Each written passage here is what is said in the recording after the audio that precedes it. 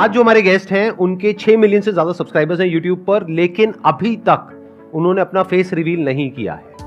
Please give an energetic and warm welcome to the one and only Angry Prash.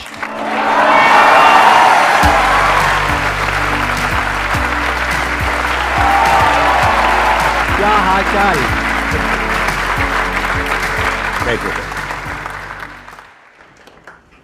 I am sure अभी बहुत ही कम ऐसे YouTubers हैं जिनका face अभी तक किसी ने नहीं देखा है, राइट? यस। आप उनमें से एक हो? या आप अंदर हो? मैं यहाँ पे हूँ, यही मेरे को विश्वास नहीं हो रहा है। अभी कब से आप कर रहे हो ये यूट्यूब का? तो मैंने शुरू किया था 2016 में यूट्यूब करना, एंड 2017 में आई स्टार्टेड एंग्री प्रैश। और आपका नाम जो रियल में है that is Prashant, if I am not wrong, right? Yes. तो वहीं से ये प्रैश आया? यस। और इस हेलमेट की क्या कहानी है? ये हेलमेट मतलब ये कहाँ से मिला आपको? तो ऐसा था कि when I was about to reach 1 million subscribers, सबसे पहले तो मुझे सर आपके साथ बैठ के इतना नर्वस लग रहा है। अरे चिल चिल चिल चिल, हाथ मिलाओ हाथ मिलाओ। अरे देखो तो सही। हाँ।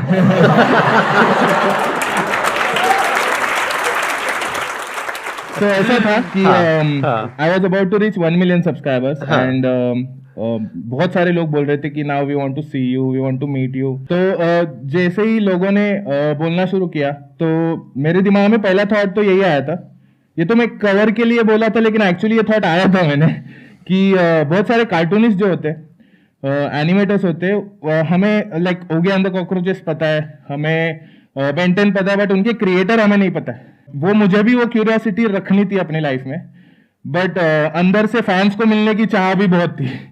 तो ऐसा सोचा कि चलो कुछ तो अलग करते। तो मेरा एक दोस्त था, उससे मैंने बात की, बोला कि ब्रो पूरी पहन लेता हूँ एंड मास्क लगा लेता हूँ, कूल लगूंगा। तो वो बोला ब्रो तू मार्च मेलो को जानता है क्या? तो मैं बोला तू मैं सर पे मटका तो नहीं रखने वाला ना। तो वो बोला हाँ ऐसा ही कुछ सोच रहा हूँ। उसने कुछ 2.5-3 किलो का मेरे को हेलमेट बना के दिया, वो पूरा एंग्री बर्ड की तरह लग रहा था, उससे मेरी गर्दन भी आकरती थी। तो मैं एक 3D प्रिंटिंग आर्टिस्ट के पास गया, वहाँ पे उसने अपने सॉफ्टवेयर्स में मेरा पूरा स्कैनिंग करके डिजाइन किया, एंड देन फिर ये वाला हेलमेट बना। अच्छा, इस हेलमेट की वजह से कई बार अनकंफर्टेबल भी होता होगा, जैसे आप पब्लिक अपीयरेंसेस में जाते हैं या वो यूट्यूब फैन फेस्ट होता है वहां पर भी आप गए थे, आई थिंक ऐसे ही गए थे। यस। तो उसमें अनकंफर्टेबल नहीं होता अंदर? बहुत ज्यादा, मतलब यूट्यूब फैन फेस्ट हो या फिर यहाँ पे बैठा हो, सबसे पहली चीज तो माइंड में वो नर्वसनेस है, बट जब ऑडियंस दिखती है सामने तो फिर क्या, जितना भी टाइम चला जाए इतना फर्क नहीं पड़ता।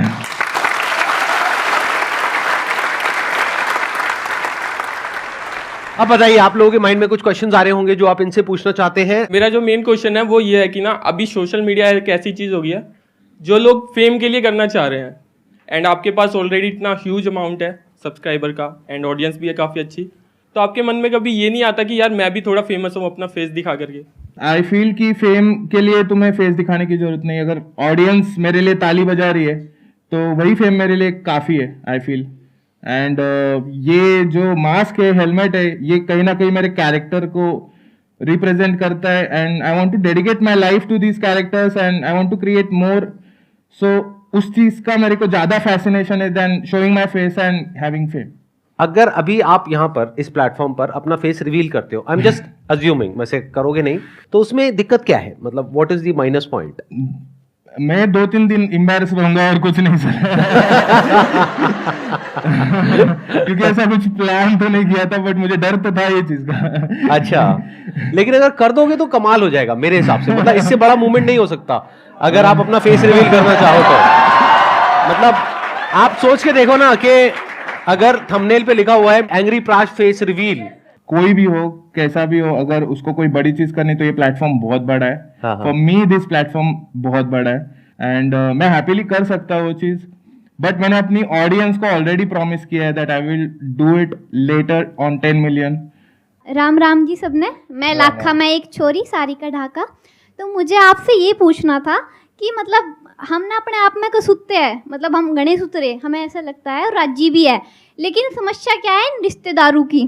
तो ये रिश्तेदार हो है ना, वो इस तरह ताने मारा है, कतई जी से चढ़ा हुआ है, मतलब ऐसा है ना, ऐसे बोलते हैं, जैसे मैं एक्सप्लेन करती हूँ आपको कि ए फुलाने की छोरी दिखे, ए बेटी कुछ खा लिया कर, तू तो ऐसी हो रही है ऐसी। तो मतलब आपको भी ऐसे सुनने को मिलता है, रिश्तेदार कहते हैं ए के तू चोच सा लेकर चल रहा है यूं।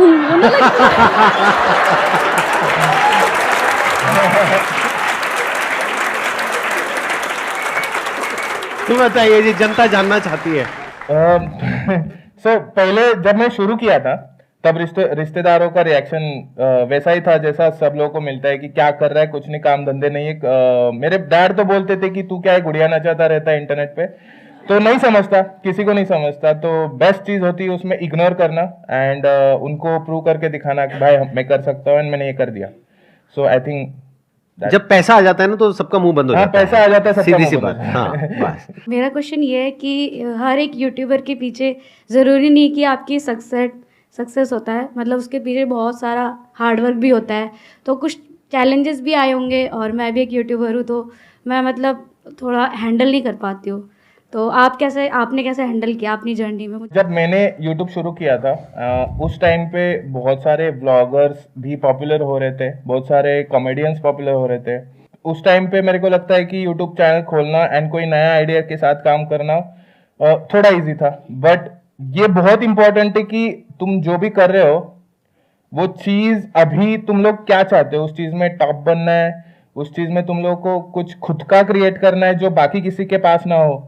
वो चीज करने के लिए आपको पहले समझना पड़ेगा कि आप किससे इन्फ्लुएंस हो रहे हो। अगर आप बहुत सारा इंडियन क्रिएटर्स का कंटेंट देख रहे हो एंड आपको लगता है कि मुझे भी कुछ ऐसा करना है, तो कहीं ना कहीं आपको वो जर्नी में बहुत टाइम लगेगा, बहुत ज्यादा कंपटीशन है वो जर्नी में।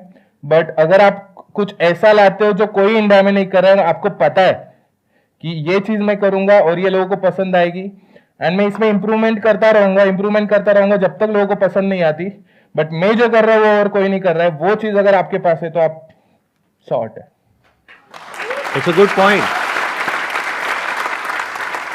आपको अगर इन्फ्लुएंस होना ही है तो बजाय किसी ऐसे से इन्फ्लुएंस होने के जो इंडिया में ऑलरेडी बहुत अच्छा कर रहा है, क्योंकि उससे तो ऑलरेडी लाखों लोग इन्फ्लुएंस है, और अगर वो नंबर 1 पे है तो number 2, number 3, number 4, number 10, number 100 तक आपको नजर आ जाएगा। तो उससे बेटर ये है कि कोई गैप ढूंढिए। ये देखिए कि इंटरनेशनली कौन लोग हैं, क्या क्या कर रहे हैं जो अभी इंडिया में कोई नहीं कर रहा है। पहले हम जो क्रिएटर्स थे, हम लोग मोस्टली तब कोई ज्यादा यूट्यूबर्स थे नहीं, तो हम लोग इंग्लिश कंटेंट बहुत देखते थे। तो वो एक फैक्टर है कि उस टाइम पे बहुत सारे हम creators got inspired by those creators. But अभी आप अगर कोरियन कंटेंट देखोगे, साउथ कोरियन कंटेंट देखोगे, या फिर स्पेनिश कंटेंट देखोगे, या फिर जापानीज कंटेंट देखोगे, तो वहां से भी आपको बहुत सारे क्रेजी आइडियाज आ सकते हैं जिससे आप कुछ क्रिएट कर सकते हैं। Excellent point. आप अगर कोई बिजनेस भी करना चाहते हो, जैसे आप में से कितने लोग हैं जो फ्यूचर में कभी अपना कुछ करना चाहते हैं या ऑलरेडी कर रहे हैं? इतने सारे लोग हैं। तो इस बात को बड़े ध्यान से सुनो और बड़े ध्यान से समझो। बजाय एक ऑलरेडी सैचुरेटेड मार्केट में से आइडियाज निकालने की बजाय इट्स ऑलवेज बेटर कि आप एक ऐसी जगह पर जाकर के ढूंढे आइडियाज को, अगर आइडियाज ढूंढने ही है जो मार्केट यहां की मार्केट से बिल्कुल अलग है, तो वहां पे आपको बहुत कुछ अजीबो गरीब सा नजर आएगा। अब उसमें से कुछ आप कर सकते हो, कुछ नहीं कर सकते हो, based upon your resources and your background. कुछ है जो एकदम से क्लिक करेगा, आप कहोगे अरे ये तो मैं भी कर सकता हूं, ये तो मेरी भी स्ट्रेंथ है, तो वहां से इंस्पिरेशन आएगी। फिर आपको कॉन्फिडेंस भी आएगा, क्योंकि अभी इंडिया में ऐसा कोई नहीं कर रहा है या नहीं कर रही है, तो मैं ये कर सकता हूं। और फिर आप जो करोगे वहां पे सक्सेसफुल होने की पॉसिबिलिटी बहुत ज्यादा है। बट अभी जो आप कर रहे हो, जिस तरीके से कर रहे हो, यानी जो सक्सेसफुल है बस उसको देख करके वैसे ही कुछ बनने की कोशिश कर रहे हो, वहां पे फेल होने की पॉसिबिलिटी बहुत ज्यादा है, क्योंकि ऑलरेडी कंपटीशन बहुत ज्यादा है। तो कोशिश किया करो हमेशा गैप ढूंढने की। और ये सिर्फ बिजनेस में, यूट्यूब में ही रेलेवेंट नहीं है, इवन जॉब में भी रेलेवेंट है। जॉब में भी कोशिश करो कि कुछ ऐसा करो, इस तरीके की पढ़ाई करो, इस तरह की स्किल्स एक्वायर करो, इस तरह से आगे बढ़ो जो अभी ज्यादातर लोग ना कर रहे हो। अगर सभी वही कर रहे हैं और उसमें बहुत ज्यादा कंपटीशन है, तो you will be one of them, you will be 1 in a million। बनना ही है तो एक ऐसा बनना है जिसके पीछे लाखों लोग चले, या जिसको देख करके लाखों लोग कुछ करें, तब मजा आएगा खेल में, तब आप कुछ बड़ा कर पाओगे। हाँ प्लीज बताइए। सर मेरा यहाँ पे रोहिणी में पॉपिनो रेस्टोरेंट है और पॉपिनो पार्टी हॉल है। तो मेरा ये एम है कि मैं पॉपिनो को एक चेन रेस्टोरेंट बनाना चाहती हूँ। तो सर मेरा क्वेश्चन आप लोगों से ये है कि अब लाइफ में आपका क्या एम है? वैसे तो सर आप लोग ऑलरेडी इतने सक्सेसफुल हैं, आप लोगों ने इतना कुछ अचीव किया है, लेकिन फिर भी लाइफ के इस पॉइंट पे आके क्या ये लगता है क्या कि कुछ और भी है जो मैं अचीव करूं? आप दोनों से है क्वेश्चन। ये हमेशा रहना चाहिए कि और भी कुछ अचीव करना है, क्योंकि जिस दिन आपके अंदर से आ गया ना कि बस अब करने के लिए कुछ नहीं है, उस दिन आप समझ जाओ कि आपका जो डीके है वो शुरू हो गया। जैसे नेचर में अगर आप देखोगे, कुछ भी जो भी है लाइफ में, जो भी जिंदा है वो सब ग्रो कर रहा है, चाहे पेड़ पौधे हो, चाहे इंसान हो, चाहे कोई भी हो, सब ग्रो कर रहे हैं। तो you must always keep growing. Growth is not a choice, it's a necessity. क्योंकि अगर अंदर से जिस दिन आपको ये लग गया ना कि अब मैं एज अ पर्सन ग्रो नहीं कर रही हूं, एज एन एंटरप्रेन्योर ग्रो नहीं कर रही हूं, एज अ ये ग्रो नहीं कर रही हूं, एज अ वो ग्रो नहीं कर रही हूं, तो फिर जीने में मजा आना बंद हो जाएगा। तो as far as I am concerned, मैं ये जो काम कर रहा हूं, दैट इज ये जो अभी सेशंस कर रहा हूं, इसमें भी ग्रो कर रहा हूं। आप देखो 1 साल पहले मैं क्या कर रहा था, अभी क्या कर रहा हूं, हो सकता है 1 साल बाद कुछ बिल्कुल ही अलग कर रहा हूंगा। That is one. दूसरा, as far as entrepreneurship is concern, business is concern, वहां पर भी मैं बहुत तेजी से ग्रो कर रहा हूं, यानी बहुत कुछ कर रहा हूं अलग अलग तरीकों से। उसके अलावा यहाँ पे तो जो ग्रोथ है वो तो आपको दिख ही रही है। बाकी अगर सब्सक्राइबर्स देख रहे हैं तो आई थिंक वो भी ठीक ठाक ग्रो कर ही रहे हैं। चाहिए मेरे को तो लगता है। ठीक है जी, यू गॉट द आंसर। हाँ, अब आप भी कुछ ऐड करना चाहेंगे प्लीज? नहीं सर, परफेक्ट सर था जो भी आपका सर क्या ने एम है पर आपके यूट्यूब चैनल को, आपको मतलब आगे क्या विजन है आपका? यूट्यूब चैनल तो मुझे ग्रो करना ही है, वो मेन लक्ष्य है मेरा कि इसी में मुझे जो भी मैं कर रहा हूँ इसको मैं और कितना यूनिवर्स की तरह स्प्रेड कर सकूँ, जिसमें मैं अलग अलग कैरेक्टर्स को अलग अलग अपनी जर्नी पे भेज सकूँ एंड फिर उनको वापस मिला सकूँ। ये कुछ तो एक विजन में सोच रहा हूँ। वही मुझे कहीं ना कहीं मेरे स्टूडियो प्रोजेक्ट्स या एंग्री लाइन का जो प्रोजेक्ट है उसमें नॉलेज लेने के लिए मजबूर करती है, and that's what makes me keep growing. आप जब कोई वीडियो अपलोड करते हो तो आप कैसे करते हो? इन द सेंस कि मतलब क्या आप पहले देखते हो कि क्या ट्रेंडिंग टॉपिक्स चल रहे हैं? जैसे कि फॉर एग्जांपल कोई पर्टिकुलर टॉपिक है जो इस वक्त बहुत ज्यादा ट्रेंड में है जी, तो आप उसके ऊपर वीडियो बनाते हो या फिर अपने अंदर से जो आ रहा है वो कुछ भी करते हो? मतलब कैसे आप देखते हो? सो मोस्टली मेरी प्रायोरिटी रहती है कि जो मुझे करना है मैं उस पर टाइम ज़्यादा स्पेंड करता हूँ, एंड उसको फिगर आउट करने की, राइट करने की, ट्रैश करने का मेरा एक प्रोसीजर रहता है। जो मेरी टीम है वो कहीं ना कहीं ट्रेंडिंग सब्जेक्ट्स एंड वो सब चीज़ों में ज़्यादा इन्वॉल्व है। मैं ज़्यादा सोशल मीडिया पे टाइम स्पेंड नहीं करता।